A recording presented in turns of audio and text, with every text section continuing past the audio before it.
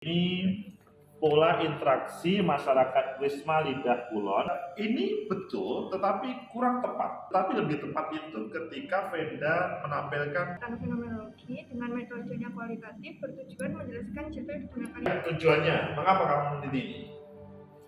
Tujuannya saya yang pertama itu ingin tahu pandangan masyarakat itu kenapa sih? Kamu itu apa, Yes? Untuk mengetahui konsumsi masyarakat mengenai konten tersebut tentang poligami berkedua agama tersebut. Untuk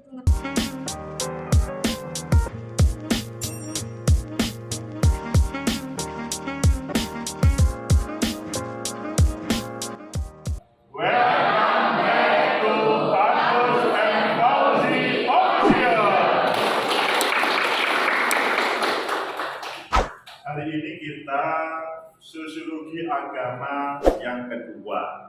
Sosiologi agama yang kedua itu bagaimana sejarah agama yang ada di dunia ini, baik di zaman dahulu sampai zaman modern. Nah, sosiologi agama itu, maksudnya sejarah sosiologi agama itu menjadi salah satu tema yang akan mensupport para mahasiswa bagaimana membuat sebuah abstrak. Apakah teman-teman siap untuk membuat abstrak? Siap. Oke, jadi teman-teman, sejarah agama, kalau kalian mengenal sebuah buku The Seven Theories of Religion, ada 7 teori tentang agama. Jadi di sini adalah kalian perlu membedakan ya antara agama yang mungkin kalian mempercayai, meyakininya dan bahkan dijalankan dalam kehidupan sehari-hari dengan yang ada di dalam The Seven Theories of Religion tersebut. Ada 7 teori tentang agama, karena kalian kalau memahami agama itu ya hanya satu hal, yaitu itu adalah sebuah kepercayaan yang turun dari taruhlah langit, dalam bahasa kalian adalah agama samawi, dan selanjutnya menjadi pijakan kehidupan kalian. Harapannya adalah bisa selamat di dunia dan di akhirat. Baik kalian yang agamanya Muslim atau Islam, ataupun agama yang Katolik, Protestan ataupun lainnya. Nah, sekarang kita terapkan sejarah agama tersebut di dalam pembuatan abstrak, yang mana pada minggu kemarin kalian telah membuat judul. Judul sudah selesai semuanya? Sudah. Oke, kalau judul sudah, maka kita membuat abstrak. Kita cek ya satu persatu, apakah abstraknya sudah sesuai. Pembuatan abstrak itu ada 5 hal. Pertama, kalian perlu membuat yang namanya fenomena. Ya, fenomena itu merupakan patokan yang setiap mahasiswa harus menghadirkan. Kedua adalah tujuan penelitian. Ketiga, metode penelitian. Kalian menggunakan metode apa? Pak, saya kuantitatif. Pak, saya kualitatif. Ya, maksudnya secara detailnya seperti apa? Kemudian keempat adalah teori. Teori apa yang kalian gunakan untuk menganalisa dalam proses penelitian kalian? Dan yang kelima adalah hasil penelitian. Loh Pak, saya kan belum melakukan penelitian. Bahasanya misalkan topik begitu, Pak, saya kan belum melakukan penelitian. Bagaimana saya bisa membuat hasil penelitian? Di situ kalian bisa menulis tentang asumsi awal atau hipotesa awal, atau bahasa kalian mungkin temuan awal yang nanti sesudah proses, jadi dalam proses penelitian nanti kalian akan membuktikan apakah hipotesa awal kalian, temuan awal saudara itu adalah benar sebagaimana yang kalian pikirkan atau berbeda, dan itu nanti pada waktu proses penulisan kemungkinan berbeda. Oke, kita cek ya. Takut atau tidak? Ini menarik kalau ngecek kerjaannya mahasiswa. Oke, kita lihat dulu. Oh, ini di sini topik dulu. Ini milik Taufik, ini apa judulnya ini? Ini pola interaksi masyarakat Wisma Lidah Kulon saat Hari Raya Besar Keagamaan. Dalam ajaran agama Islam, umat Muslim tidak boleh mengucapkan kepada Kristen, namun sebaliknya. Ini mohon maaf ya, ini agak sensitif, namun demi penelitian. Jadi Mas Taufik ini supaya nanti, oh ini gimana? Enggak. Jadi yang dilihat oleh Mas Taufik itu adalah ada sebuah fenomena. Katanya, itu tentunya tidak semuanya ya. Tidak semuanya, sebagian yang yakin bahwa tidak boleh mengucapkan, tetapi yang satunya boleh mengucapkan. Kemudian fenomenanya di mana? Fenomena itu ya. Kemudian yang terjadi di sana saling mengucapkan. Iya. Oh, kemudian terjadi kerukunan. Iya. Oke. Jadi yang perlu dilihat adalah meskipun ada salah satu yang melarang, salah satu membolehkan, tapi di sana rukun. Mungkin di tempat kalian itu hoax, mungkin ini adalah sebuah fakta yang terjadi di Lidah Kulon. Kemudian sesudah melihat terkait dengan fenomenanya, apa tujuan Taufik meneliti? Mana tujuannya? Tujuan penelitian ini menggunakan mana? Tujuan penelitian ini untuk menggunakan menganalisis motif. Nah, sebelum menganalisis motif, jadi menganalisis itu adalah proses yang dilakukan menggunakan teori yang digunakan. Dan dirimu peneliti itu apa sih? Apakah pengen membuktikan bahwa di situ terjadi kerukunan yang mendalam atau sebuah paksaan misalkan begitu? Jadi tujuanmu apa? Meneliti kok seperti itu? Maskernya dibuka aja supaya lebih ngobrolnya enak. Mohon maaf ya. Karena kok bisa ada yang gitu, sedangkan ya kamu tidak boleh. Oke. Jadi ini Mas Taufik pemahamannya di agama gak boleh. Nah ini yang trouble itu Mas Taufik sebagai peneliti atau orang-orang Lidah Kulon. Nah di situ nanti, jadi kalau ngomong mengucapkan selamat itu ada sebagian yang membolehkan, ada sebagian yang tidak. Agama secara dasar itu kemudian diterjemahkan para tokoh-tokoh yang satunya memperbolehkan, satunya tidak. Memang MUI pernah membuat fatwa tersebut. Nah, di sini adalah tetapi bukan permasalahan itu ya, tetapi terjadi kerukunannya, ya, terjadi kerukunannya yang diteliti. Tujuannya itu kemudian nanti metodenya apa? Kualitatif. Kemudian teorinya? Rasionalitas tindakan. Suaranya keras. Pakai rasionalitas tindakan. Rasionalitas tindakan Max Weber. Apa itu maksudnya? Jadi kalau kalian membuat sebuah teori, maka tahu apa maksudnya yang digunakan. Dilihatnya tindakannya itu apakah pada saat dia mengucapkan dia terjadi kerukunan, tujuannya dia mengucapkan. Oke, apakah betul Ya. mengucapkan itu supaya terjadi kerukunan? Apa karena terpaksa itu? Asumsimu awal gimana? Itu atau berbeda? Hipotesa awalmu? Hipotesa saya ya agar terjadi kerukunan tadi. Dirimu menemukan di sana mungkin? Iya. Oke. Jadi tinggal nanti pada waktu proses penelitiannya apakah terbukti atau tidak. Sekali lagi mohon maaf, ini untuk penelitian. Jadi supaya nanti Mas Taufik itu lebih lengkap pemahaman yang terkait dengan mengapa suka terjadi perbedaan tersebut. Oke ya. Selanjutnya kita geser ke belakangnya Mas Taufik. Kelihatannya ini berjajar pulau-pulau. Apa judulnya? Beda? Judulnya Ah, menggunakan refleksi desa Pancasila dalam kehidupan beragama di Desa Medowo, Kabupaten Kediri. Oke. Desa Pancasila apa hubungannya dengan agama? Ya, Desa Pancasila itu merupakan sebuah predikat pada sebuah desa yang memiliki yang masyarakatnya itu memiliki memeluk agama lebih dari satu. Oke. Dari Oh di situ beragam. Iya. Coba lihat fenomenanya seperti apa yang kamu tampilkan. Kita lihat tampil fenomenanya. Ini mana fenomenanya? Yang ini, Pak. Ini. Indonesia terkenal akan keberagaman budaya. Ini betul, tetapi kurang tepat. Iya. dirimu sudah menampilkan. Tetapi lebih tepat itu ketika Venda menampilkan realitas yang terjadi di lapangan itu seperti apa. Nah, di situ kan dirimu bisa menceritakan bahwa di desa mana tadi? Desa Medowo itu terjadi kehidupan keberagamaan sehingga kemudian muncul Kampung Pancasila atau Kampung Pancasila yang berawal dari itu. Itu yang kamu tulis. Iya, Pak. Nah, ini nanti diletakkan misalkan dalam pendahuluan. Oke. Nah, sesudah pendahuluan apa itu fenomena, kemudian tujuannya apa?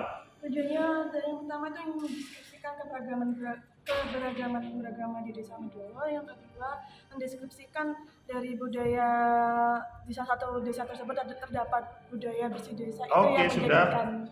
Oke, ketiga terkait dengan metodenya. Metodenya menggunakan kualitatif deskriptif dengan pendekatan historis. Oke, 4 teorinya. Teorinya menggunakan rasionalitas tindakan yang lebih tepatnya tindakan tradisional dari Max Weber. Oke, kelima asumsi awalmu. Asumsi awal saya itu melihat dengan adanya desa Pancasila itu saya ingin melihat apa sih yang menjadi masyarakat tersebut itu tetap rukun dan tetap toleransi dengan salah satunya yakni budaya bersih desa tersebut. Oke. Lanjutkan. Kita bergeser ke depan, karena kalau depan nggak digeserin nanti, padahal mereka sudah siap loh ya. Kita lihat. Nanti kalau nggak ditanya nanti bahaya, bisa pulang. Nah itu. Ini milik Nada. Milik Anda apa? Nada. Jilbab sebagai representasi simbolik dan identitas diri mahasiswa Muslim di UNESA. Apa ini fenomenanya yang kamu tampilkan? Fenomenanya karena saya menemukan perbedaan cara menggunakan hijab di suatu kelompok tertentu, khususnya di Fakultas FMIPA dan juga di Fakultas Ilmu Sosial dan Budaya. Antara orang eksak sama orang ilmu sosial berbeda penggunaan jilbabnya. Iya. Ini serius? Ya. Oke, coba dilihat.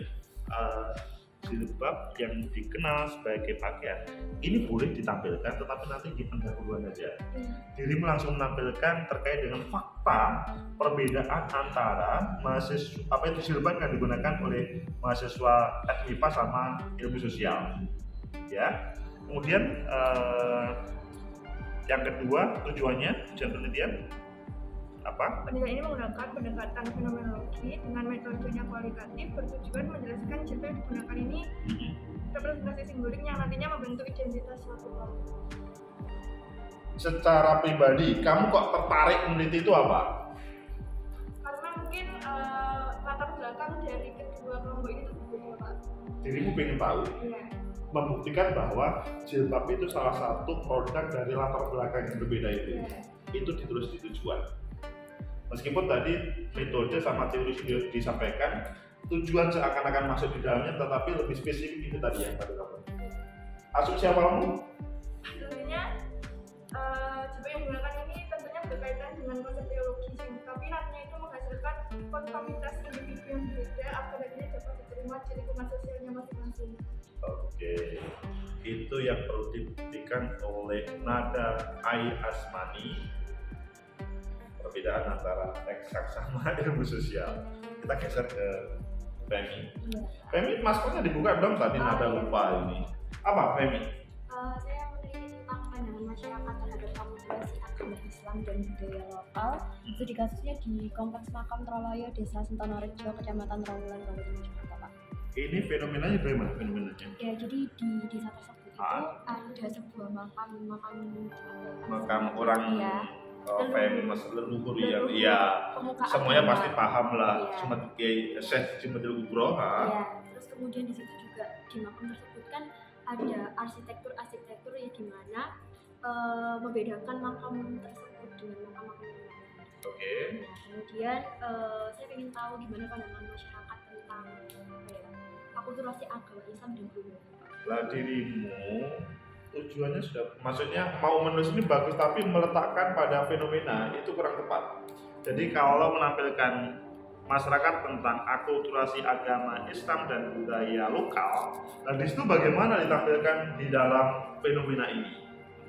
Jadi adalah yang kamu lihat seperti apa fenomena yang ada di sana. Misalkan kehidupan yang ada di sekitar Troloyo itu produk antara keagamaan dan kejawen budaya yang kemudian, nah itu ambilkan. Oh, Nah, fenomenanya. fenomena manusianya, bukan artefak-artefaknya. Kemudian tujuannya, mengapa kamu meneliti ini? Tujuannya saya yang pertama itu ingin tahu pandangan masyarakat itu kenapa sih Pak mereka tuh bisa berdampingan gitu loh antara mempertahankan budaya lokal, terus di situ kan juga sebagai tempat apa ya keagamaan juga. Nah di situ saling beriringan gitu, jadi jalan Di sana itu apakah terjadi perbedaan sebetulnya yang terjadi di sana? kalau perbedaan secara benar itu enggak. Jadi mereka memang ada yang agamanya agama Islam kejawen, Nah. terus kemudian juga agama Islam yang Islam. Oke. Tapi mereka juga bisa hidup berdampingan dan menjaga. Di Femi berbicara tujuan. Gimana tadi diulang tujuannya? Ingin tahu akomodasi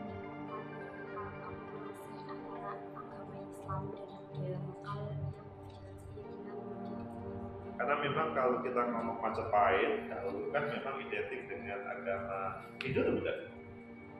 Hindu dan kemudian Islam, di situ kemudian kok bisa berjalan begitu ya. Oke. Kemudian menggunakan metode apa?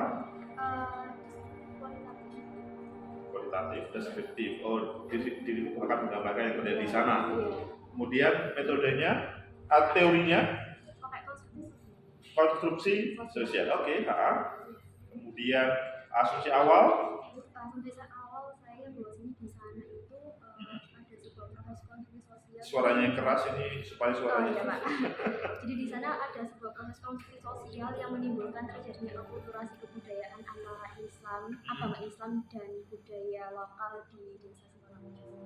Oke. Itu yang akan dibuktikan oleh Femi, apakah akulturasi budaya di sana itu terjadi atau tidak. Kita lihat satu lagi ya. Satu lagi dari siapa yang perlu ditonton? Poligami juga kan. Wow, ini dari siapa ini? Yesi. Jadi ini menarik guys. Ini masih mahasiswa, tapi membahas tentang poligami ya. Kita lihat. Apa judulnya apa? Yes.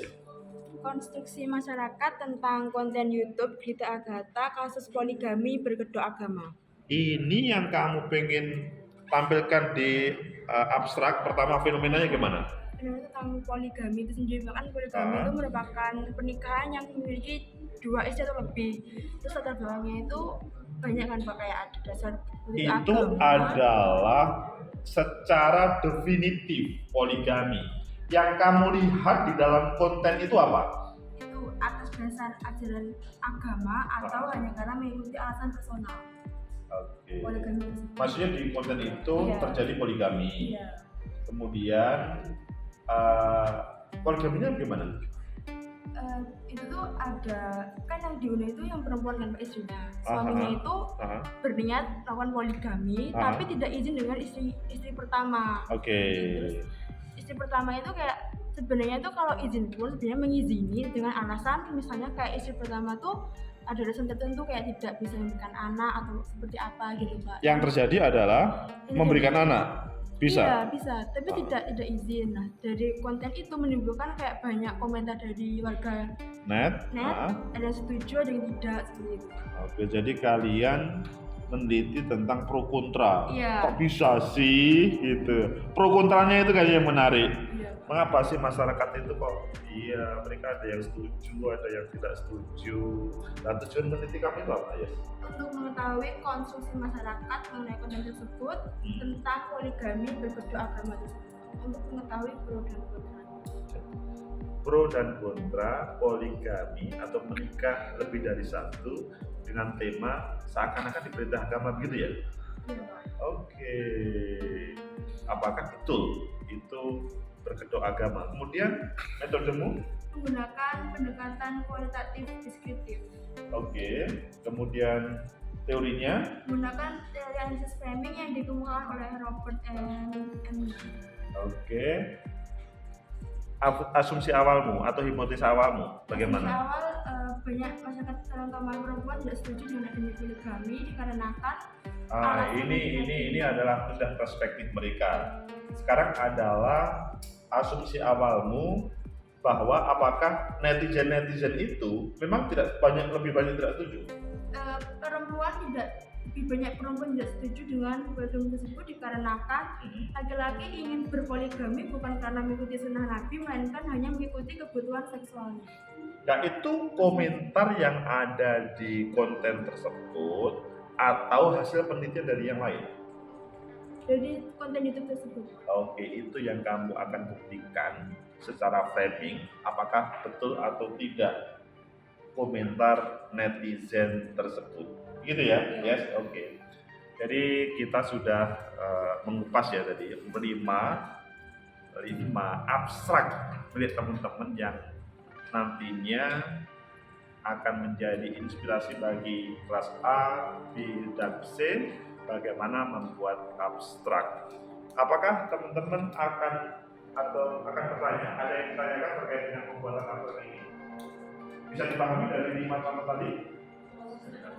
Serius?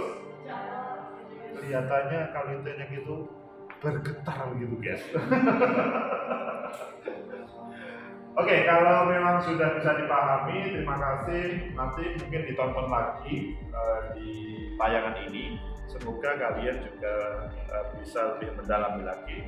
Kelas lain juga bisa mengikuti ini. Teman-teman yang ada di luar, meskipun kalian bukan mahasiswa Unisa, kalau membuat sebuah paper untuk submit artikel dalam cara membuat judul abstrak pada tema sekarang ataupun lainnya, bisa mengikuti proses perkuliahan kita. Semoga bermanfaat. Like, subscribe, comment, and share. Sampai jumpa.